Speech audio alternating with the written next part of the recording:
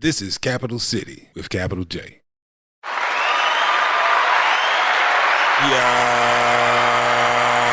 Yeah, one time for your mind. It's Capital J. This is Capital City Podcast. I'm here alongside my main man, DL Glass. and we in the building. This week, we're going to talk about lane jumping, for better or for worse. You know what lane jumping is? Like in traffic? Yeah, kind of, but we talking about it in music, and everybody in music has a lane. That's and what when I they say say. lane jumping, I'm referring to those moments when an artist gives you something that you don't expect, something that's kind of out of their lane, or maybe in a new lane. Could be a total new genre or just a new lane within the same genre, but those unexpected curveballs that artists throw, they build a devoted fan base over the lifetime of their career with one particular sound. Then one day, boom, something comes out and you hardly recognize your favorite artist. You know what I'm saying? Sometimes it's bad. Sometimes it is. And since we're on the subject of lane jumping, you know, we always start where we always start. Back in the early days, you know, for the most part, when you go back, if we go back too far, we're not going to find many examples of lane jumping from artists. You know what I mean? Right. But the earliest that I can remember is probably Walk This Way Walk this way. or Push It by Salt and Pepper. I say Push It was probably a bigger lane jump than Walk This Way from Run DMC, considering they had always put a little bit of rock and roll sprinkles on their album. Run DMC, you mean? Yeah. Right. So Walk This Way, when I heard it, it wasn't that much of a surprise. But when I turned Tramp over and played Push It, I was like, what is this? I was not happy. Why? That I had come to expect a certain type of hip hop from Salt and Pepper. And when I heard Push It, I was like, this is not what I come to expect from them. So when I buy a record and flip it over, I expect the B-side to be as good as the A-side. Now, a funny thing happened, though. People love Push It. Absolutely. And One of the biggest. Yeah, it's probably one of their biggest hits. It's probably right up there with What a Man. I don't know which one sold the most. I would think that by now Push It is probably outsold What a Man. Longevity. Yeah, Yes. yeah. Absolutely. It's still on commercials and all this. That's the money they can pass on to their grandkids. That's the one that they still can perform. Right. Nobody books them for What a Man. Now, I don't know, What a Man was huge too. Like, I bet you as soon as they finish with Push It, It's a part of or the better set. yet, Push It, they probably sing What a Man right before Push It in the concert. You got to build up to your biggest stuff. Right. But Push It. We're going to use Push It as the place that we're going to start off on this journey today, all right? Okay. Everybody's making their hip-hop music. We know what hip-hop sounds like. It was, in that era, it was samples, heavy drums, tempo about 95 to 105 beats a minute. Man, that Push It was a departure from the traditional sound of the day. And it was a gamble that worked. And after that, other artists weren't scared to lane jump, for better or for worse. For some people, now the thing that I hate is when people lane jump and make a song that I don't particularly like from that artist, and it turns out to be the biggest one of their career. And I wonder how artists feel about that. You know what I mean? Right. When you jump out of your lane for a second, and could be just at the urging of somebody in your camp saying, yo, man, maybe you should try this. And then you try it, and it turns out to be the most successful thing you ever did, but it's not what's near and dear to your heart. Right. I hated it. I hated it. You know what I'm saying? Like, Right. can you imagine making a song that you ain't really want to make, and then it turns into the biggest song of your career, and you got to perform that joint every time you go out for the rest of your life? Absolutely. There's a lot of artists like that. And Yeah. If you listen to them in the interviews, they tell you, because first of all, they didn't believe the track would work. Right. That's the term. Yeah, I would didn't work. think it would work. And now, every time I leave the house, I got to sing this song. Right. So like, let's take Walk This Way, for example. the majority of us who are really into Run DMC, the favorite song on the album was probably not Walk This Way. And for the new fans that it brought Run DMC, when they heard the rest of the stuff, I wonder what their reaction was to the rest of Run DMC's songs. You know, if you never heard of Run DMC and you like Walk This Way, do you listen to the album and say, I love this? Or you like, yo, this is not what I expected? If you never heard of Salt and Pepper and you hear Push It, you go and listen to the album, first album, Hot, Cool, and Vicious or whatever. Are you happy with it? If you like Push It, and that's what you came to know and love from them. And on the flip side of that, for everybody who loved the album, and that sound out of them, was Push It satisfying for you? You know, but I know for a lot of people like Push It. I'm not trying to trash the song at all. But it was a departure from the typical Salt and Pepper sound. Okay. And it turned to the biggest song of their career. But when you listen to the album, you didn't hear anything else like that. And that era gave you a lot of that kind of stuff. The Beastie Boys did it. You know, Fight for Your Right to Party. You listen to the whole first album, License to Ill. When you get to Fight for Your Right to Party, I mean, if you're a hip-hop fan, you skip that song. You know what I'm saying? Like, if I listened to it straight through, it's because I had a tape deck and I was too lazy to go fast forward past it. You know what I mean? Just being honest. Yeah, just being honest. I mean, and, you know, and for whatever it was, I'm pretty sure it was an all right song. As a matter of fact, that song is still one of their classic joints, and they made a single out of it, made a video and everything. Of course, MTV ate it up. And it's not like the Beastie Boys were inauthentic when they did it, because they started off as a punk band, you know, and then switched over to hip-hop. But they still, you know, they were being true to their roots, so it's not like what they were doing was inauthentic, which is probably why it worked. But as a hip-hop fan, that was a lane jump. Were you ready for that? You know what I'm saying? Like, think about it. Right. Yeah, here's a little story I got to tell. You've been rocking all this Paul Revere and all these other hard joints. And then this comes. The new style. 4 and 3 and 2 and 1. And then right at the end, bum down. Yeah. Take it. Down. Straight guitars. And it's like, what is happening right now? Right. And it wasn't the same kind of, like, the way Run DMC introduced their rock on their stuff. It was hard. Like, when they came out, Rock Box and, you know, King of Rock, it's got the guitars, but it still felt like hip-hop. Nothing about them joints, those weren't departures. Walk This Way was the departure. Didn't feel like the other joints. Probably because you got a real rock and roll singer on it. Steven Tyler is an established rock and roll voice. So when you hear Walk This Way, that is, now this is a real rock and roll song. It ain't just rock and roll influence. They made a rock and roll song. Right. You know what I'm saying? Right. And the lyrics were the lyrics from the original song. So they're not even writing their own stuff on here. This is, they redid a rock and roll classic, and it worked.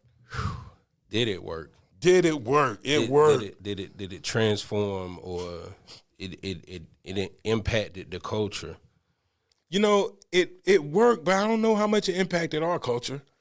Like, you know, that song didn't really change anything for us. You know what I'm saying? I think that, you know, when I look back on it, I could probably say that cats like, you know, groups like Limp Bizkit and such could have been born from that. You know what I mean? Seeing that rock and roll can mesh with hip hop. Right. And you had a lot of people that took that lane later. But that lane did not exist until that song. So they opened the door. I think Salt and Pepper probably opened the door for JJ Fad, Supersonic. Had Push It not been so successful, maybe JJ Fad might not have seen that as that option. You know what I mean? So, you know, I'm just speculating here. Right. But I hear you. I hear you. But, you know, back in the day though, artists would take some chances on the albums. You remember UTFO, Roxanne. They're a pretty hardcore hip hop group, but they sang a slow jam on there. Like right at the end of the album, you just got finished listening to all this hip hop, cutting and scratching, and then Be My Fairy Tale Lover. And they were serious. It wasn't a joke. You know what I'm saying? Right. It's a real slow jam that they sang and meant. So that was a lane jump, yo. And for the most part, I would say it worked. You know? Yeah. Let's talk about Force MDs. We knew them as singers, but, you know, they were rappers too. And they tore it up. Itch It For a Scratch had rap and singing in it. Talking about lane jumping, they invented the lane. That took people a long time. Like, now that's all there is rapping singers, singing rappers or whatever you want to call it. That's what they were about. I tell you a lane jump that kind of bothered me, one of the early ones. When Big Daddy Kane went from, you know, he did all his work with Marley Marl. So every time I hear Big Daddy Kane, I kind of know I'm going to get a Marley Marl track with it. Mm-hmm. Then he lane jumped. Teddy Riley produced the song, I Get the Job Done. And it's like, oh, man, Big Daddy Kane on the New Jack sound. Mm-hmm. And that was something I wasn't ready for. But the song did well on radio, and I bet you probably commercially successful, probably was one of his more commercially successful songs. But there's a risk with making that kind of, when you do that, because, you know, record labels want to make money with you. And if you step out of your lane for a sec and acquiesce to whatever they're trying to get you to do, then next thing you know, if it works, you might have to do it again. Right. And again. And you lose the original fan base. But has he had success since then? Or what was his success like before? Big Daddy Kane? Yeah. Let me see. That first album came out, around 86, 87, Long Live the Kane. That was a successful album. Had a lot of hit singers. You had Raw on there and Ain't No Half Stepping. Like, you knew that album front to back. Everybody who's involved in hip hop back then knew everything about the album front to back. Mm-hmm. Then the next one dropped.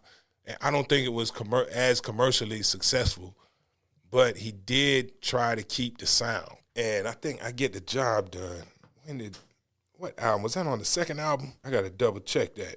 Yeah, that was the one that made, like, when he put out I Get the Job Done, you saw Big Daddy Kane turning into more of a household name. Mm-hmm. You know what I mean? Like, it was like, we knew who Big Daddy Kane was, but when I Get the Job Done came out, your mama knew who he was too. Mm-hmm. You know what I mean? Yeah. So, you know, it served its purpose. Right.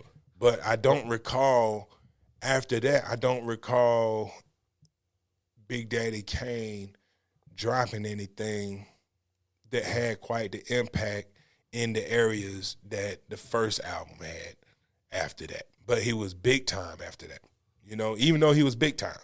You know, sometimes people get famous and they ride this wave of fame for a while, but you don't really hear no music during that time. Like Nicki Minaj is still famous, but you haven't really, you know, you hear music from her, but I'm not saying it don't matter, but it ain't the same as when she was at the top of the game. You know, A$AP Rocky, he made some music that impacted people, and now you still see him everywhere, but do you care when he drops an album as much? You know what I mean?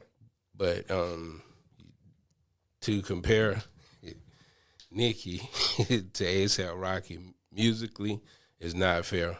Yeah, I'm just tossing it out there as somebody who we know is still going to be in the public eye. Like Wiz Khalifa is still in the public eye, and you know that he's doing stuff. I'm using the air quotes, relevant. Mm-hmm. Like Big Daddy Kane was relevant for a long time without necessarily having any music that anybody was begging me to play in the club at the time. You know, but he was still a relevant artist in the game, kind of like Jay-Z. Right. Like, you know, everybody knows who Jay-Z is, and he's totally relevant to the game, and he just got finished rapping on God Did, but do you really need anything new out of him in the club? Or, you know, is anybody asking for the latest Jay-Z? Not really. Yeah, and I get that, and I just, like, when looking at an artist like Nicki, Nicki drops stuff with people, and it does well around the world compared to just in our community of the hip-hop culture. And I think that it's like an artist like Nicki is, she's different than just, you know, doing it And then No, she not. She just like everybody else. You know why? no, seriously. Hey, look, I'm glad we brought her up because right here, she right in what we're talking about. She did it too. You know what her lane jump was? Starships. Yes, and she's been there ever since though. And has she really been in that lane ever since, or did she just step into it and that? She been what all the gains that she got from having that song out there and all the people who knew her from that, she's still just eating off that. Nah, Nicki is still dropping stuff of that caliber and it's still working. We just don't listen Starships, to it. I haven't really heard nothing with the techno pop feel of Starships out of her lately. Just Google search featuring Nicki Minaj. Oh, featuring. Well, featuring that. That's what I'm saying, though. But she's still getting it. You know what I'm saying? That's the only difference I'm saying. But that was a lane jump, was it not? Absolutely. Yeah. Because it was a successful lane jump. Bars at you. And that's the crazy thing. What happens when Starships is your biggest song and you done drop stuff like Truffle Butter and Itty Bitty Piggy and all this other stuff, hardcore lyrics, but did it on them. That's what I'm saying. You know, like the top 40 stuff that she dropped, that probably wasn't her biggest song to date now. What, Starships? It might have been back then or in recent, but now she, like, it's a track that she just dropped. And like you said, she's featured on it. But I still say it shows a lot that Nicki Minaj is featured on another song in the top 20s. Well, you know, that could be Doja Cat that she's featured on. Doja Cat is an obvious fan of hers, you know what I'm saying? Yeah, they did a track together too, but it's more than that, you know. Yeah. I just try to pay homage to the sis because she be doing it. Yeah, but that was the lane jump. You know what I'm saying? Absolutely. And she fits into what we're saying too, because after that, a lot of people didn't. I'm not saying people didn't take her seriously because they do, but the people who like Starship, like, you know, kids are singing Starship on the Ellen show. Mm-hmm. Do they turn around and buy a Nicki Minaj album? Now. You see what I'm saying? No, I'm talking about back then. Like when the song came out, you jump your lane for a second, and you put something out, you get new fans, but do you have anything else for those people? At that time, you know, when you do this lane jump and it becomes a successful part of your career, right? And you have all this other music, it's nothing like that. You know, what do you do with those fans that you gain? Sell them singles. You sell them singles, but then what do you do with your old fans? Because when you lane jump, you risk alienating a huge portion of the people that started rolling with you in the beginning. Well, I think that used to be true. I don't think it's as true now. Yeah. Because of the potential of attracting new fans. That's true. That's true. You know what I'm saying? Like, but Hov said it best. They say they want my old wish will go buy my old albums. You know? He said it best. Okay. Yeah. He ain't rap like Common Sense. Nope. For real. Hey, and you know, sometimes it's not even in that lane change isn't always in the sound, your sound. Like we seen, you know, going back to that 80s era, we saw artists flip that lane change in their look, even though the sound might not have deviated too far from what you expect. Like MC Hammer. MC Hammer was always a pretty he was pretty family friendly. Like a deacon. Yeah. Yeah, almost like a deacon. He even had a song called Pray.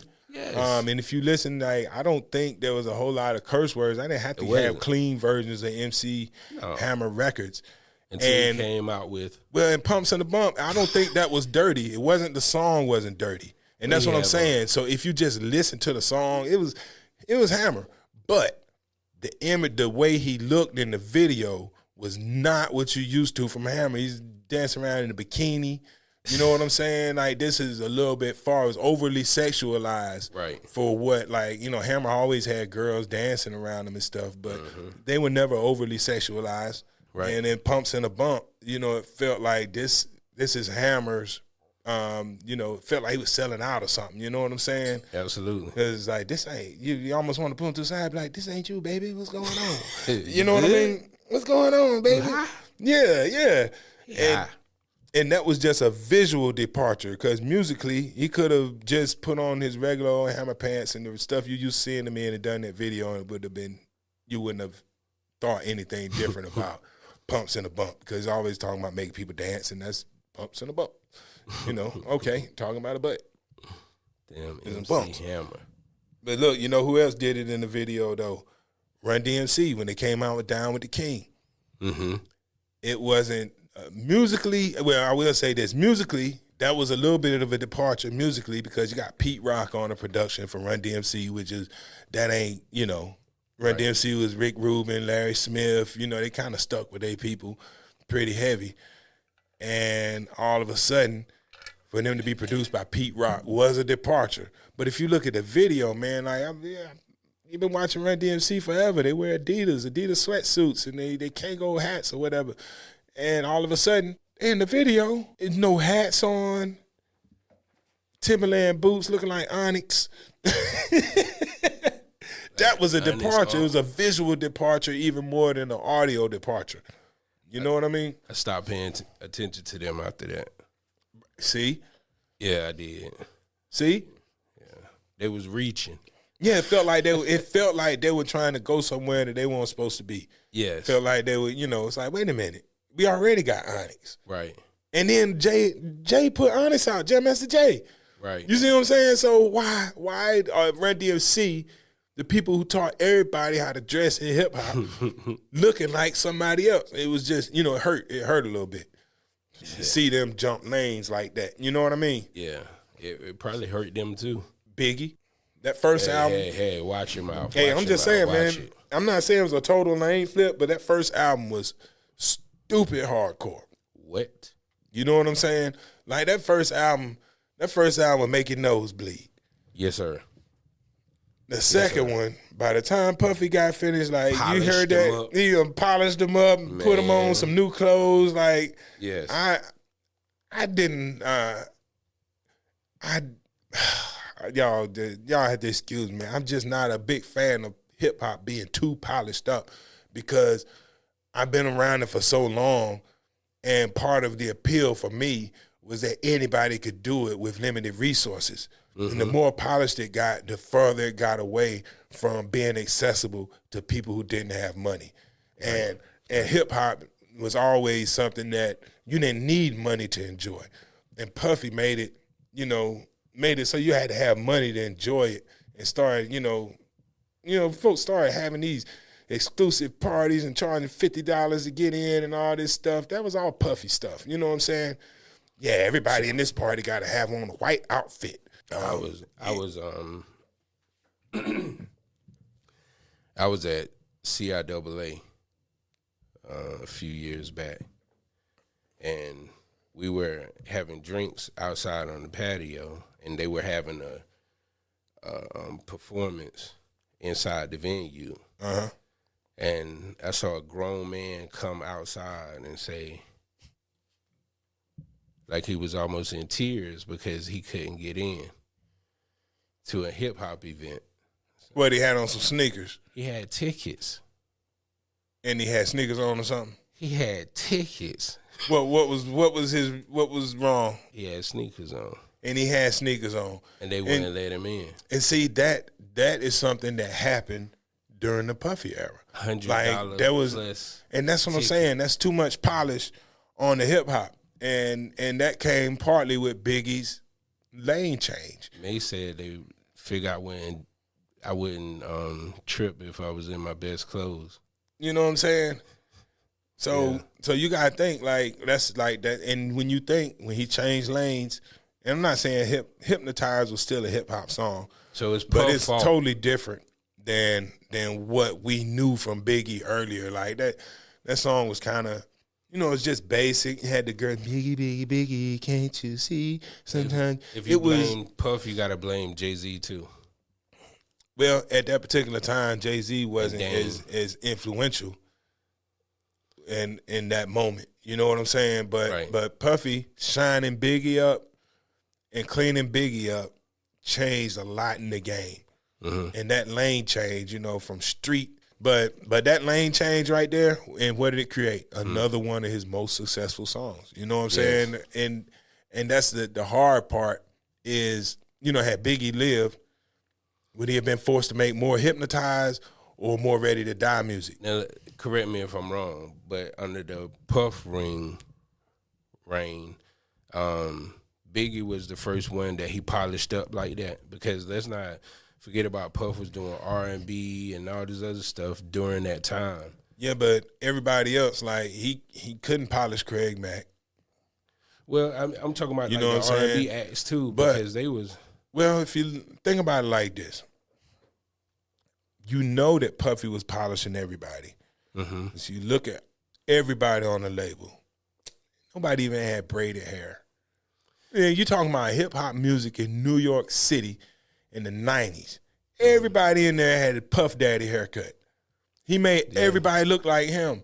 Right. And that's some old cultish behavior. But you that know was what I'm later saying? on. And the only reason I'm saying that, I'm just wondering, you know what I'm saying, that he started with Biggie and he saw the success that he could have with Biggie. So that's when he made it a part I don't know. of, I think he always had it in him. I think if I had to guess, I think that his goal was always to polish hip hop up and make it the culture make it itself. more valuable. Because what it did, I mean, I'm not saying that it was the worst thing economically. Because you can't keep, you can't. It's almost like dressing for the role. If you want a better job, you dress better and show. The executives don't look like the janitors. You know what I mean? Right. So Puffy started dressing the artists like the executives, and there's a power in the imagery, and on the flip side we got they got paid better as they looked better, and the music sounded cleaner and all of that stuff. So and that's what it takes to sell it at a higher level. Like you can't take like as much as I love the Jungle Brothers and Wu-Tang's first albums, that's not that stuff. You can't push that outside of our genre too much because the sound wasn't even polished enough. You know what I mean? Absolutely. So in a lot of ways, Puff knew what he was doing. Just because it wasn't my particular preference, I can't say that he was doing bad business by any means. Well, at least not, in terms of where he was taking. But you have said that Puff was the worst thing to happen to hip hop. I've said that? Yeah.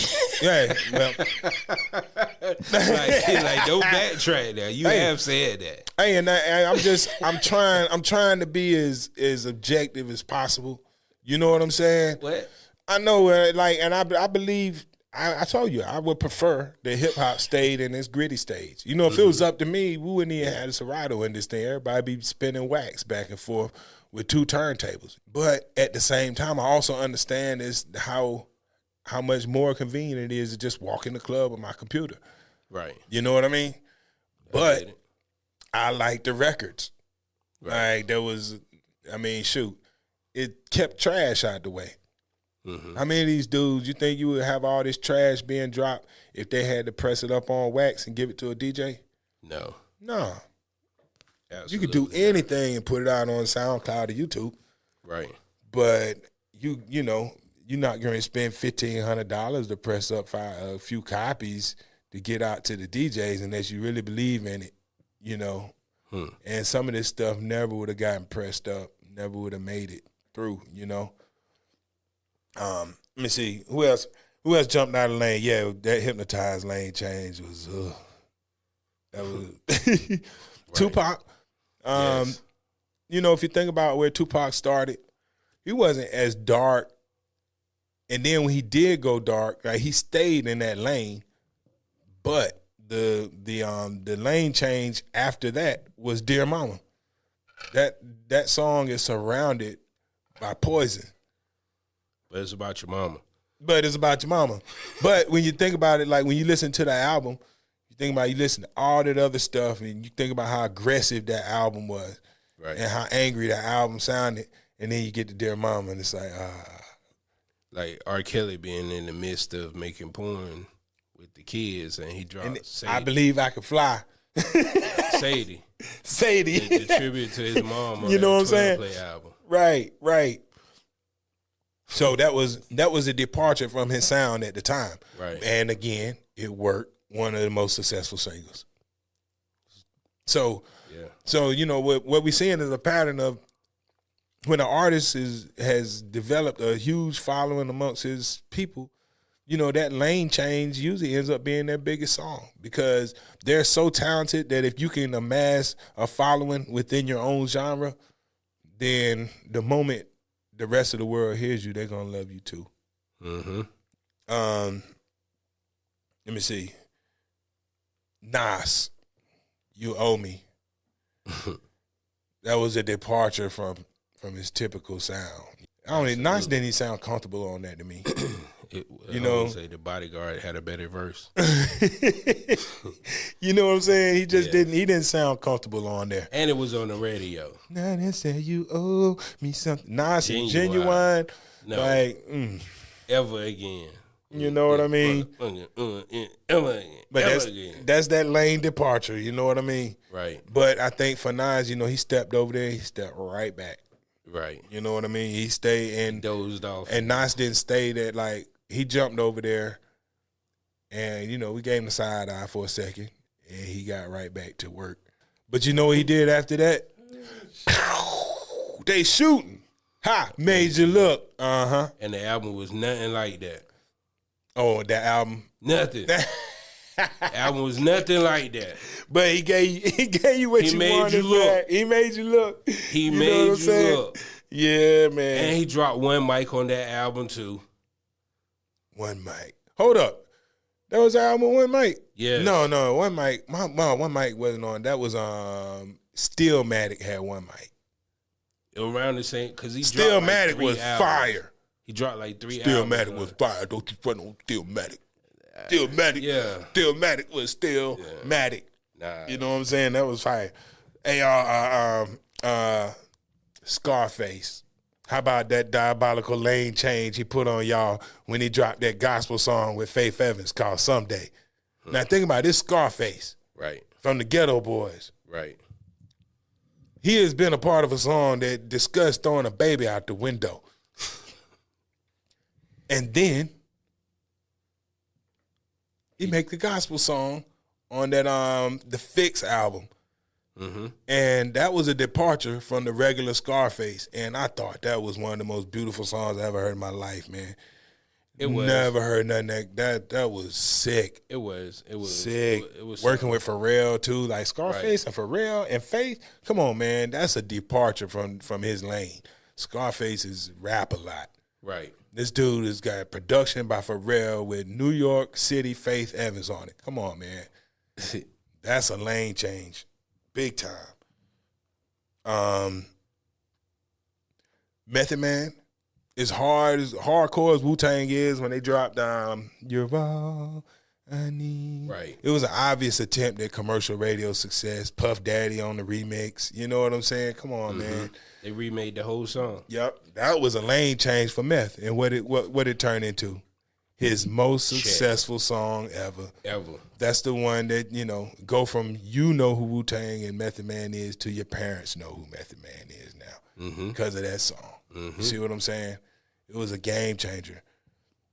And it most successful song. But is that the one he want to perform every weekend? Probably not. I don't know, because you don't think he like that? No, I don't know, man. I don't know. It's hard to say, right? But, all I know is that when I listened to that song, it was obviously not in the same lane as everything else I heard from the Wu. Mm-hmm. You know what I mean? Absolutely. It was a true departure. And then, that's just Meth. But by the time the Wu-Tang did all their stuff, when they dropped Gravel Pit, that felt like a little lane departure too. Like they were trying to go for a new sound or a new piece of audience. You got to remember, Wu-Tang had a lot of crossover fans. Yes, they did. And I wonder, was that an attempt to give them a little something? Maybe it go EDM. I don't know, man. I don't know what was going on with that song right there, but that was a lane change, and I don't know if we wanted that. Did you want that? Garbage. Check out my Gravel Pit. It's like, come on, man. Is this the Wu? Oh man, who else? Destiny Child. We always knew them. They, think about this. They were little girls and they had this little kind of a girl groupie vibe that you didn't expect too much edginess out of them, right? And then they dropped Soldier. I need a soldier. I want a soldier. With Wheezy. Yeah. And they, girl, you got it. I'm the hottest around. Right. Who was that started off on that? Was that Wheezy? Yeah, Lil Wayne and T.I. And T.I., yeah. But hold on, was the joint with Cam before that? Destiny Child? Yeah. Did they? I don't remember. Okay. But when they dropped the Soldier joint, it was almost like them saying, okay, we're not Destiny's Child anymore. We're Destiny's women now. Right. And we're grown. And we also are saying that we like these thugs out here too. Because before that, you wouldn't have put it together like that because their image had been controlled by the record labels for so long. We still saw them as a girl group. Right. And kind of a purish type of girl group. You know what I mean? So it makes sense now that Beyonce is the type of artist that she is. Well, yeah, especially but if you think back then though, like before Jay-Z, she was dating Slim Thug. Yeah. Was it Slim Thug? No, Slim Thug was dating the other one. She was dating another rapper. A couple I think. rumors. Yeah, but Slim Thug was dating LaToya Luckett, I think. I don't remember. Don't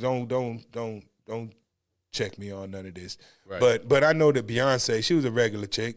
She wasn't. But it's like they painted them to be like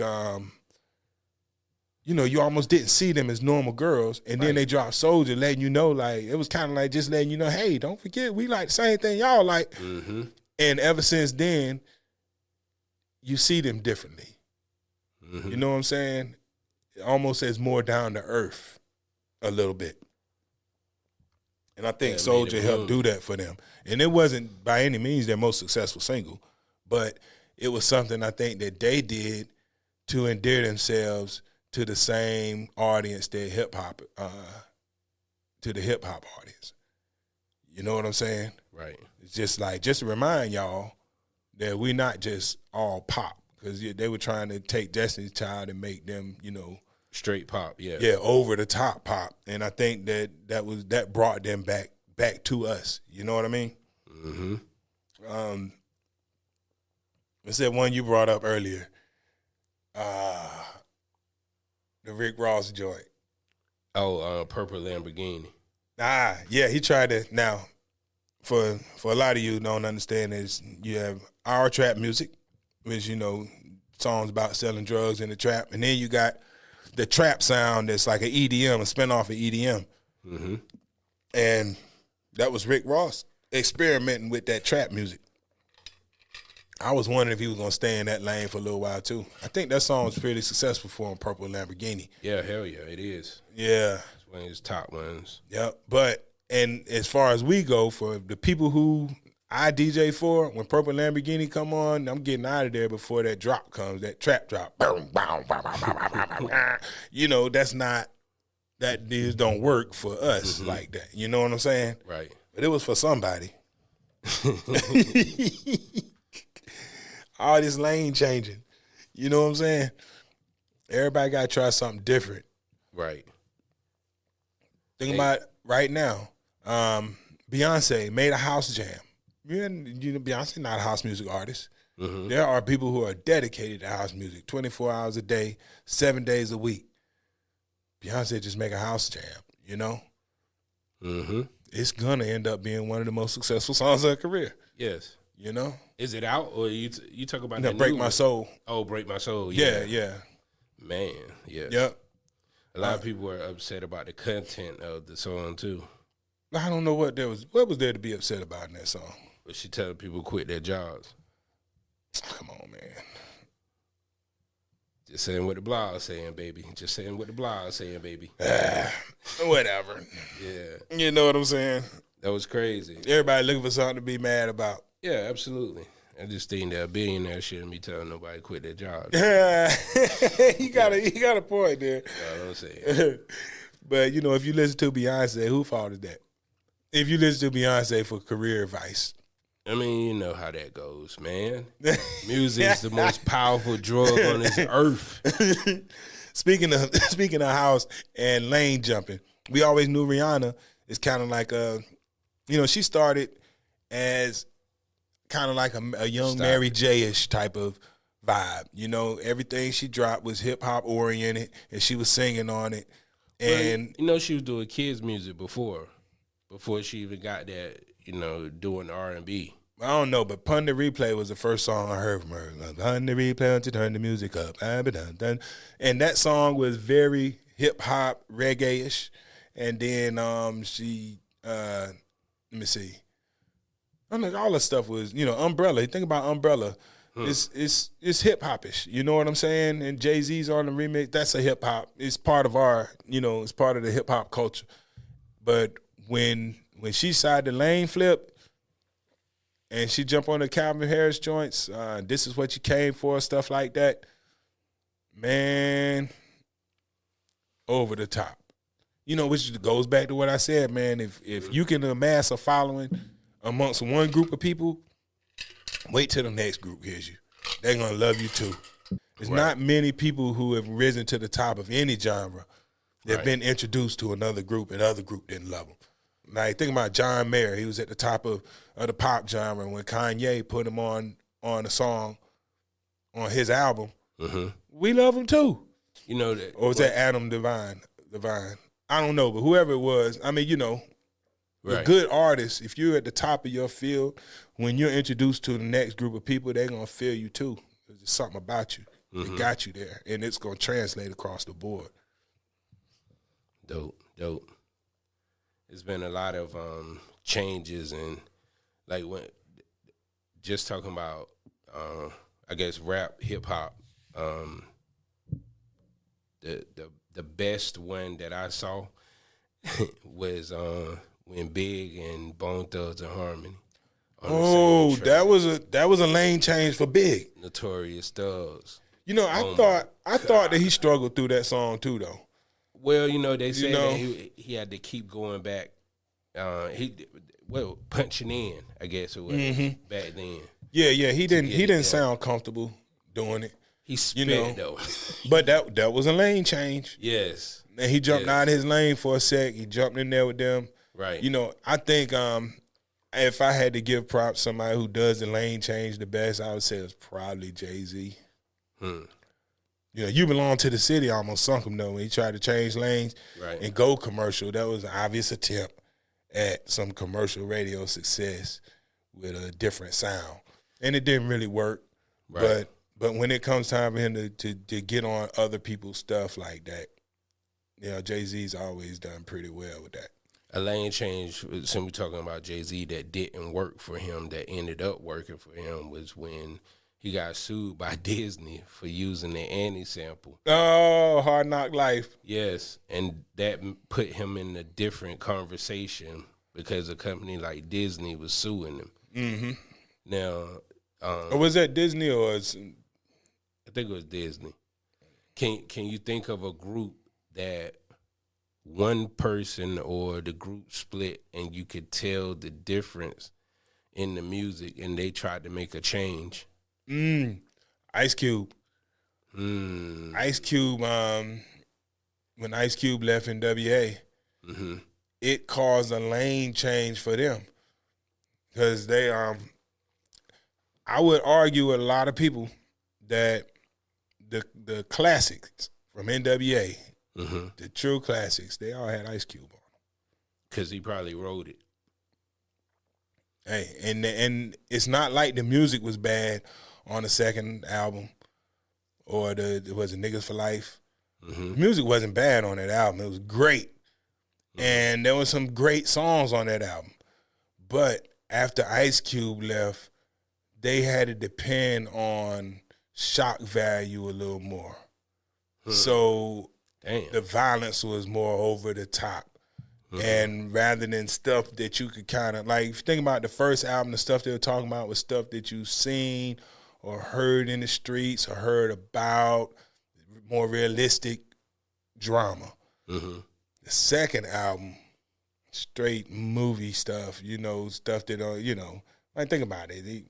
Eazy-E shot a hooker, right? And she gave him a head after they ran a train on a girl in the car. Nobody does that. You know what I'm saying? Like, that's not what we do when we out partying. You know what I'm saying? Right. But you listen to a song like Dope Man, it's everyday situations. That's why Ice Cube kept them tied into everyday real life type stuff. Once he was gone, they telling stories that only a psychopath can relate to. Somebody who's a true sociopath killer. Wow. You know, go back and listen to that album, man. It's, you know, I hate to call anything filth, but it was filth. I wouldn't want my kids listening to that. Mm-hmm. You know what I'm saying? Right. Lane changing. Is there anybody that we miss that has some major lane change? Like, and now we have artists too that switched lanes and stayed, but the people that we talked about just kind of, they just did these random joints and went back to what they do. You know what I'm saying? Mm-hmm. Now, all these people that we named, they just did a couple of songs or one song, and it made you say, what in the world? Right. And for a lot of them, it was the end of their, I don't want to say the end of their respect in the hip-hop community, but it was the end of their days on top. And it's almost, I guess, when you see people doing this, you kind of know that they're at a peak or have hit a peak. Right. And feel like they can either take it higher or they're going to save themselves and stay here a little bit longer by doing this. And they end up alienating their original fan base. You know what I'm saying? Mm-hmm. I can't think of, you know, other than like when Snoop tried to do a reggae album. Snoop did a gospel album. That's a lane change. But that's a whole album. But, you know, he didn't stay gospel. Right. And he didn't stay reggae. Right. Lil Wayne, you remember he was trying to play the guitar. Had love. He tried the lane change. And that was when he was at his peak. Mm-hmm. You see what I'm saying? Now he's trying to get new audience. And you know, to his credit, How to Love actually did get him a few new people paying attention to him that had never paid attention before. And you got to know that Lil Wayne, if we love him, introduce him to somebody else, guess what they're going to do? They're going to love him too. And they did. They did. So Lil Wayne is authentic talent. You know, it wasn't just that we love him because he was rapping. Nah, he do whatever he wants to, and they going to love it too. Right. Snoop tried to sing. Yes. Sexual seduction. He had success from it, messing around with the Neptunes. Hey, he didn't stay over there, but did he not? Yeah. I don't know. Snoop is an anomaly. He does whatever he wants and it works. You know what I mean? Yeah. Not everybody can be Snoop. You know, you remember how we talked about E40 that time? Mm-hmm. Like, you know, some guys just special. They got this unbelievable longevity, man. Snoop, like a hippopotamus. E40, Jay-Z. You know, everybody can't do that. That's really hard to do. You know what I mean? They're the Tom Bradys and the Ray Lewises that play for 20 years. Like, you know. Right. Like, you know, everybody else got the little short career. There's a lot of one-hit wonders and such. Mm-hmm. Yeah. And Drake is going to be one. Sooner or later, it's going to catch him, right? I mean, I don't know if it's ever going to catch him, man. I think the way it's going, unless he messes this up. Yes. But, you know, that's the thing. Drake just did a huge lane change on us. Gave us a whole house album. Absolutely. And then who you talk about a second ago that had house music? No, Beyonce. Absolutely. Then she dropped the one song. He did a whole album for you. I know. I'm just saying. You know what I'm saying? Yeah. Yeah. Yeah, I saw a meme. It's like Beyonce does one house jam. Y'all like, Drake do a whole album. It's like, But now I see his album is starting to grow on people. So I was like, Sticky and I think the other one is Massive. But those songs, it's starting to grow. On you? I didn't think it was all terrible because, like, the thing I like about Drake is even though it seems like so much of a lane departure, he sticks with his producer. So even when the music changes, it still feels like Drake because 40's back there. You know what I'm saying? So it never gets too far away from his real sound because Drake has never had a sound. Right. He don't own, like, no sound is totally attached to Drake. Is he a singer? Sometimes. Is he a rapper? Sometimes. Is he trap rapper? Sometimes. rapping to them girls? Sometimes. A lot of times. You know what I'm saying? Yes, I get Yeah, what you're saying. so you can't put him in no kind of box ever. You never were able to. So this, for him to do this album is on brand. Mm-hmm. You know? And I'll give you that. And I would say Kanye tried to be that same kind of artist, but he hasn't been as successful changing his sound as Drake has. You know, Kanye had been able to change it up as successfully as Drake. So you're not gonna give Drake more credit than what you give Kanye, because I'm all day gonna give Drake more credit than Kanye. I think Kanye came at an interesting time in hip hop, and his influence on how we, one, consume hip hop, and two, how we listen to it. Because the whole element of, and Drake will probably say the same thing of how great Kanye is and how influential. He's more influential than I think a lot of people in music are, just because of what he did. Who, Drake? No, Kanye. Kanye? Yes. If it wasn't for Kanye's breaking the barriers and doing what he did musically early on. What barriers did he break? What barriers did he break? Kanye came with a whole new sound and changed the focus of hip hop at the time that he came out. Was his sound new though? Yes. You know why it was new? Because he took so many different instruments and stuff and sounds and put them together in a way that made you think of backpacking. I give you that. Yeah, his production was more Nobody had done a little more that. complicated. He made it. You know what I'm saying? Let's think about the time that Kanye came. He came off of that gritty 90s era. Mm-hmm. And it developed into something else. And he was still popping when the South and snap music and all this other stuff was out during that time. But I didn't feel like his sound was that new. I just felt like it was a revitalization of what had already been done in hip hop. It's almost like he just brought it back rather than create something new. Of it.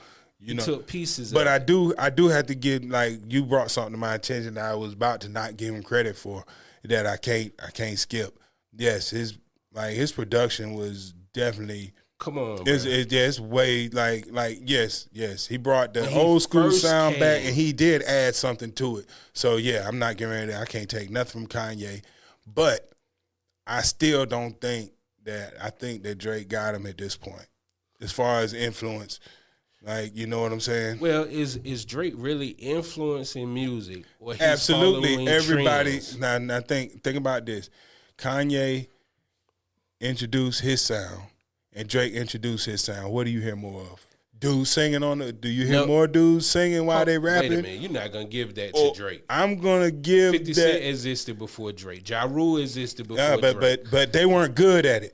Ja Rule cannot sing double platinum after. Listen, but the difference in Ja Rule and 50, they did that, but Drake singing is different than those guys singing, because those guys were singing in a way to say, "I'm still a rapper, but I'm singing," and then 50's, he ain't that serious. When Drake is singing this joint, it's an R&B song when he gets finished. 50 Cent ain't made no R&B song. Chris Brown did it first. R&B singers did it. Drake was a rapper singing that. We accepted him as a rapper before the singing. He was a rapper before he was a singer. He didn't give us singing first. He gave us rapping first. And J. Cole did the same thing. J. Cole cannot sing like Drake. Drake got a no, real no, voice. I'm not gonna say that. Like, that's the only place I separate Drake from all them other cats. Is that when he make a song singing, you can forget about the rapping and you can play this for your girl. I'm not taking my girl nowhere and playing her no 50 Cent singing song, thinking I'm going to get some tail off of that. But you give Drake his writing credits. If you had said that, I wouldn't have had no argument before, because I know Drake's pen game, R&B or rap. Yeah, it don't matter. Yeah, but but the sing, I'm just saying, man. I'll give you that. It's one thing. It's one thing to sing and rap and call it singing, but Come on, man. Ja Rule and 50 Cent were never serious about singing. They never did a whole song singing. Neither one of them never sang a whole song. They sing hooks, and they're basically carrying tunes. But Drake, man, come on, man. This so long, we're going home. Like, he sing a whole song to you. You know what I'm saying? That's dope. The only problem I have with giving Drake that is because if these other people didn't start doing it, it wouldn't exist. We just talked about the Force MDs. They started off doing it. That's what I'm saying. Yeah, so you the talking only about? thing he did was added his flavor. He just started singing more. That's all he did. He didn't change music because that was already existing. But did it really exist in something that had not been done successfully? Like, even the Force MDs didn't eat off that. They made a couple of albums, and they were really singers. They didn't have no whole rap songs to give you. So the Force MDs are an R&B group that could rap and would rap sometimes in the songs. Mm-hmm. They never made whole rap songs. Mm-hmm. And Drake made whole rap songs and whole R&B songs. Up. I'm there. Up. Here it is. Lauryn Hill. Lauryn Hill is the predecessor to Drake, not the Force MDs, not Kanye, not 50, not Ja. It's Lauryn Hill who could really sing you a whole song and rap you a whole song, and you will appreciate both of them equally. As long as you gave it to somebody. Yeah. I can't say it's Lauryn. that when you say Lauryn Hill. It's Lauryn Hill. Like, she is, whoo. It's Lauryn Hill. There's nobody. I can't think of anybody else that could successfully, I get what you're saying. That can successfully do both. Right. And Drake is the only guy in the game that can successfully sing an entire song that's a hit and also successfully rap an entire song that's a hit. And he's been doing it. T-Pain has never had a hit rap single. He might be able to, but he cannot make a hit rap song. You got it. And you're not going to take it serious. Drake can get on here with Future and go for broke. He can get on here with Lil Wayne. He can kick it with Nicki Minaj. And then he would turn around and sing your girl's draws off. Come on, man. You got it. You got it. You know what I'm saying? It's, yeah. You got it. Yeah. Now let's talk about T-Pain. T-Pain is something to deal with too. What? And and you talk about, like, look what happened when T-Pain showed Kanye that little bit. You see what I'm saying? So their compilation together, man, that was a lane change for Kanye and for T-Pain. Yes. To let somebody borrow what he's been working on. Right. You see what I'm saying? What was the name of that track? It's a whole album they worked together, wasn't it? The Good Life was one of them. Yes. Yeah, it was just all, T-Pain and Kanye together. That's two creative geniuses just, on one track. Right. So, yeah, man, lane changing, man. Lane changing has been, it's been good for a lot of people. And if we, look at what we learned. Everybody who lane changed, most of them, 80% of the people we named made their most successful song of their career off a lane change. Right. All the stuff that we love. Hey, right now, y'all need to stay in your lane. Hey, man, I love this show right here, man. You know what I'm saying? I really do. Yes, sir. This is a good one. Is this a good place to stop for today, man? Yeah, man. Are we done? Yes. I think we covered the topic well. Yeah, I think we hit it all, man. Hey, y'all. Stay in your lane. It's Capital City Podcast. I'm Capital J. This is my main man. DL Glass. And we in that building. We out of here. This is Capital City with Capital J. Be sure to catch all the episodes wherever you get your episodes. Wherever you consume podcasts, we there. Capital City Podcast with Capital J.